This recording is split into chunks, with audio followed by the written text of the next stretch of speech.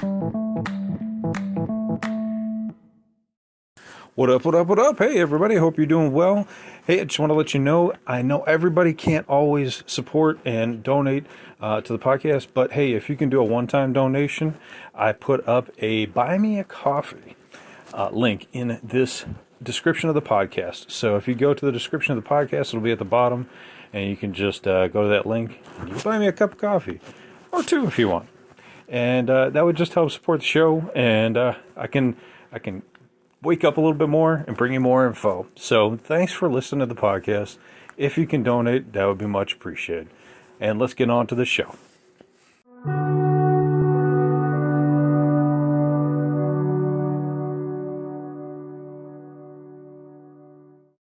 What up, what up, what up? Welcome back to Lockdown Universe, home of the bizarre, peculiar, and unheard of stories of UFO, legend, and paranormal lore. Welcome back, welcome back.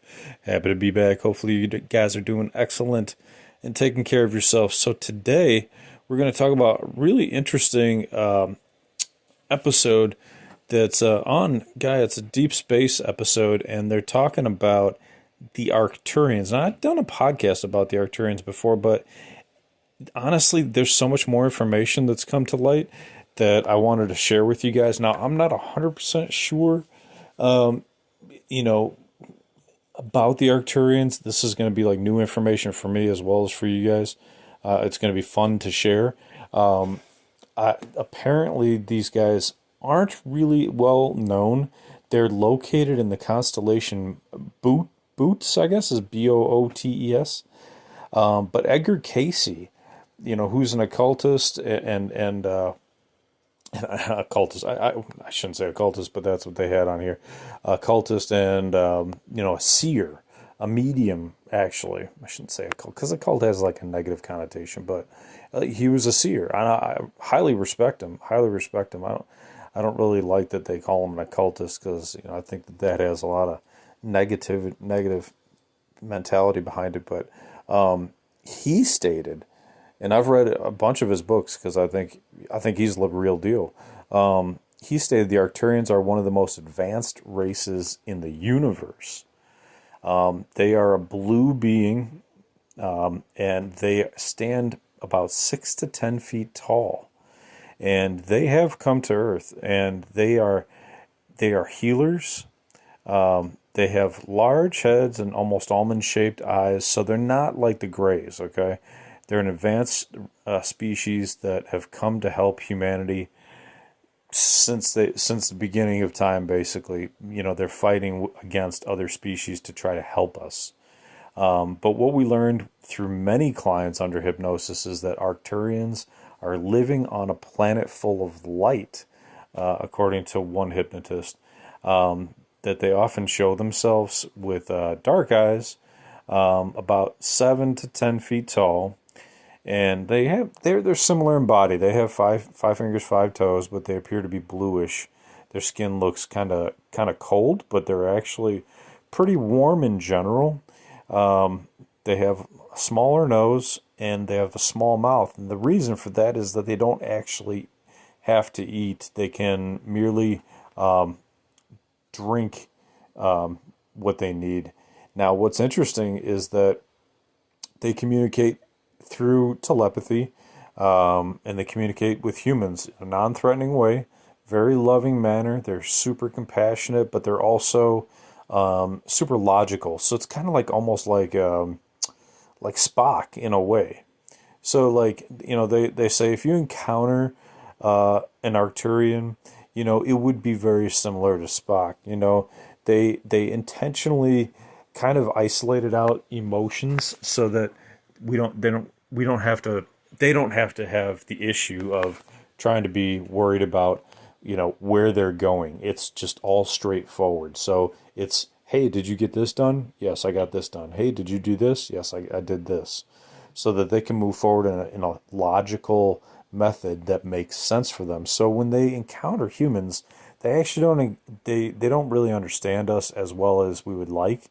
Our culture is a bit different. We're so focused on emotion and our needs and our wants, right? Like I want this, so I'm going to go get this, and we don't really think about a lot of other humans. We're so focused on our families, which is pretty common, but these species, the Arcturians, are more socially developed to encompass and assist the entire community.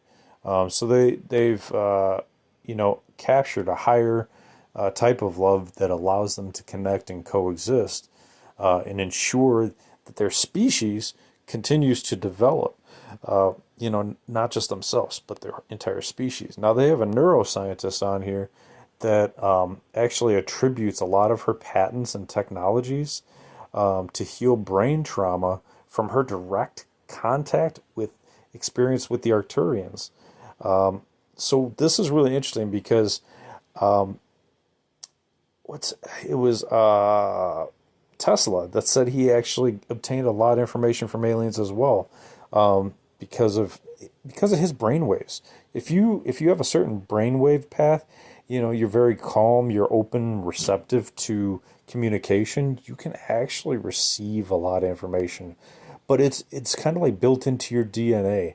And what they found with Richard Doty, who is the Office of Special Investigations officer for the Air Force, stated that one of the things they found out was that we have a lot of alien DNA, and when they take DNA for military recruits, they actually take their DNA and test it for alien DNA to find out which type of alien DNA they have. They could have any range of different types of DNA. It could be reptilian, it could be Arcturian, it could be a gray, it could be Nordic, it could be anything. So they actually take your DNA when you're in the military, and they find out what you are and what you have, so they can find out what kind of special capabilities you might have and how they can use you.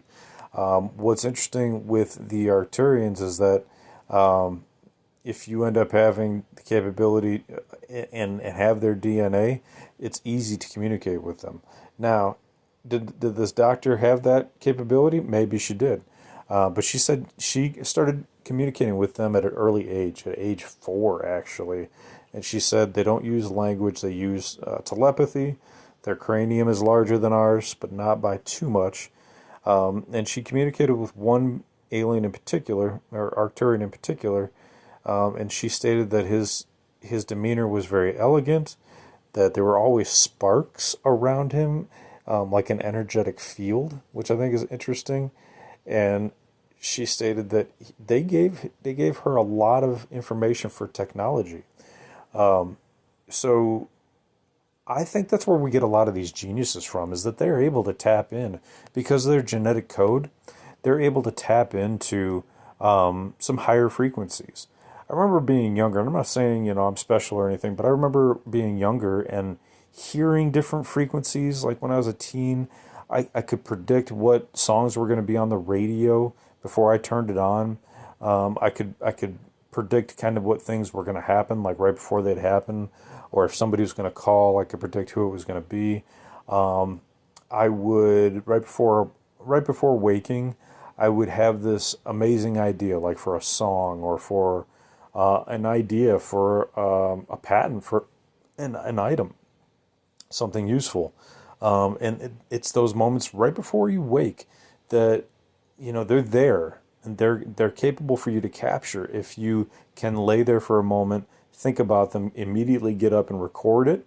If you have your phone right next to you, or write it down as much as you can and stay focused in that thought, because immediately when you wake up and your eyes adjust to this world, you immediately start to focus on the here and now and what's in this room, right? It's like the walking into another room phenomena. The second you walk from one room into another and you knew what you were going in there for, you totally forget, right? Happens all the time.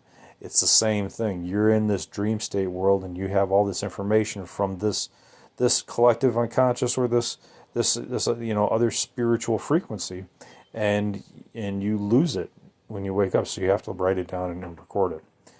So she states she had numerous encounters with this Arcturian. His name was He. Interestingly enough, he probably made it very simple for her at being 4 years old, right? And she was able to obtain the capacity for to shift her frequency. to shift her frequency to be able to communicate with these individuals. We have another individual, Debbie Solaris, who also offered some insights into the galactic history as well as the Arcturians. The Arcturians actually developed the international or the intergalactic space station, the Intergalactic Federation or Galactic Federation. The A that they developed, that we kind of call them Arcturians, the A is in their symbol for the Galactic Federation. So that Star Trek symbol that we use for almost everything in the Space Force and in Star Trek came from the Arcturians. Their symbol is the symbol for the Galactic Federation. So it's part of our own pop culture as well as theirs. What's interesting is they also have auras.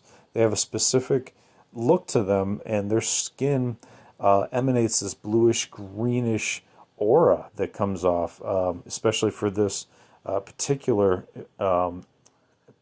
viewer and particular contactee.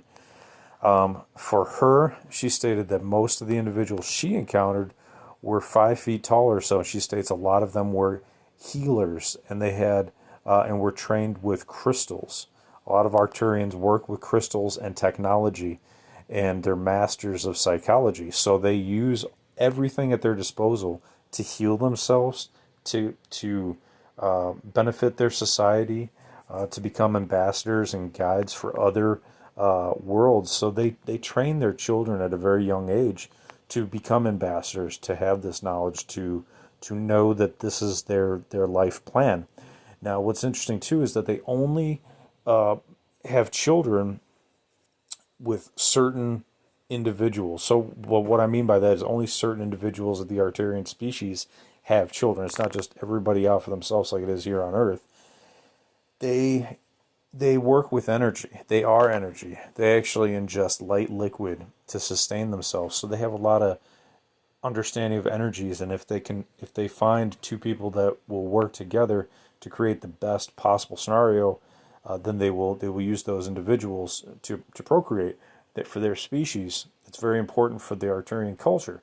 Now, these guys don't sleep very much either. They only sleep 2 hours a night, and they're awake for like 16, 17, 18 hours a day.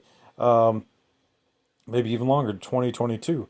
That's a long time, right? And they also survive 500 years. It's a really long time. But what's interesting is they state that they are able to self-replicate when their body starts to die. They have this like little kangaroo pouch, and they start to breed, start to clone their own body so that they can transfer their energy into this baby in the pouch. It's an identical clone of the adult. So it's as the baby develops and it grows, it finally comes out of the pouch, and the consciousness, actually the soul and all the memories and the identity of the adult transfer into the baby. And the baby now is a new version, though, of the same person. So it's a new version, but basically being reborn into a new form. That's how they figured it out. That's how they figured out how to continue the consciousness so that it doesn't go back into the light cycle. You don't have to be reborn or reincarnated. They can just continue. So they continue living on as this being. That's how you develop, right? You continue your consciousness into the next lifetime. And what's also interesting is they state that there's 3 different types of Arcturians. They state that there's the Dislentiplex, the Devonian, and the Corinthians. I'm not sure if they're going to talk about the differences. They state that there's 3 distinct species. They have a common origin. Sounds like they're kind of like us. We have a common origin. And then they're highly telepathic.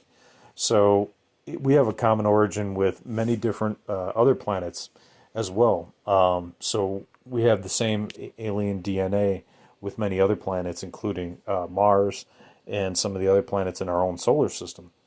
Because we've all been genetically manipulated by at least 22 different genetic farmer races. So they start talking about the Arcturians and how, even though they have a bluish color, they look very human, and they act as kind of the guardians of the galaxy, if you will. Not like the guys in the movie, but I mean, they're trying to help us ascend from 3D to 4D to 5D. because once you get hit energy level, then you're not actually physical. You're in that like fifth dimension. So that's kind of where they're at. They can change and descend into 3D and become slightly physical. They can show themselves as physical, but they are actually fourth, fifth dimensional. So they're trying to help us ascend, but I think we have a long way to go. They have a long way to go. It seems like we have so much of a problem with, politics and loving each other that it's a challenge. It's a challenge. So these guys go to other planets and try to engage with them and try to understand how they develop and help us develop. They're very active in the Federation, the Galactic Federation. They work with many different species. So they actually develop these bases. The large ships, they almost look like the Death Star. They're basically big spheres. And in the Arcturian system, and then they disseminate them to other galaxies. Now, what's interesting is because the Arcturians and the Andromedans have no world anymore, their world was destroyed, they live inside these huge circular spheres. Basically, they're worlds, but the planet and the atmosphere is on the inside. So they have these huge, like, almost imagine like a mall, right? Like an entire mall, but inside of a ball, a sphere, if you will. And they have huge garden areas. One level of a mall might be an entire garden area. Another level of the mall might be a pool or a watery area or a beach. And another level of the mall might be a forest preserve. Another level of the mall might be living quarters. So that's kind of how it's like laid out. At least that's how it's described. And you might have actual mall sections of the building as well. You might have shopping sections, that kind of thing. Although I don't think that they're probably using money anymore, right? They're probably just working as a commune. It's probably more socialist. But what's interesting as well is that even though the Arcturians come from another location, we do have DNA within us. That some individuals do have Arcturian DNA. Another experiencer, let me see if I can pull up his name here. Luis Claudio Quintino stated that he has also had experiences with these individuals. He calls them ultra-terrestrials because they're in a different dimension, so I guess it kind of makes sense. But he states he's been shown a plethora of different biological categories of ET. So he's been shown all kinds of different species from these Arcturians. They'll bring him into the fourth, fifth dimension with his mind, with telepathy, and then they'll show him all of these different galaxies and where all these different entities live and how they interact with one another, and then he's brought back, and he states that the reason they're showing him this is because this could be the future for humans. This could be what we develop into if we can evolve spiritually. So that's why these guys are kind of showing him this, and they're showing some other people this as well. So it's really fascinating as we kind of work through this and we start to receive this information with these frequencies of music, technology, light, compassion, understanding, intelligence, logic, that we're continuing to ascend. So we're transforming our energy fields around us, and we'll be able to do this as we continue to ascend. Our energy body will be able to facilitate healing. Our soul body will be able to do that as well. As our mental understanding of energy increases, we'll be able to utilize it. So it's about learning, it's about understanding, it's about studying and application. And so once we start to really apply the information that we learn, then we'll be able to really ascend more rapidly. So I will leave you with this. I think the Arcturians are fantastic. I think they're interesting. I think they're out to help us. If they weren't, they could destroy us. They're here to assist in the positive development of our species. They are blue in nature. They do appear to be 7 to 10 feet tall. They do not look like the grays. They do have larger heads, 5 fingers, 5 toes. And they do communicate with us through a variety of different ways. Although they are energy beings, they can present themselves in the 3D, but they can be fourth, fifth dimension, meaning they can be made of light or energy. That they have ascended the need for kind of like the physical. They ingest light, they ingest energy, but light liquid. Fascinating stuff. It's above and beyond our understanding, and they're here to help. So, what do you think? Arcturians, good guys, bad guys? Would you sit down and have some light liquid with them on one of their light ships?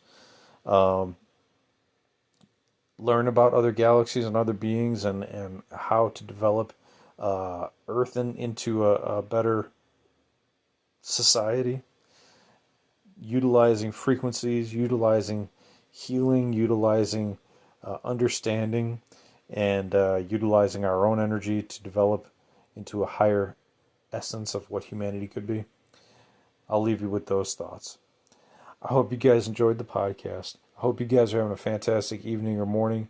I hope you guys are taking care of yourselves physically, spiritually, and emotionally everywhere you go. Protect your light, protect your being, protect your soul, protect your peace. Follow through on your hobbies and your goals and your dreams. And as always, continue to question the universe around you. Until next time, guys, take care. Lockdown Universe out.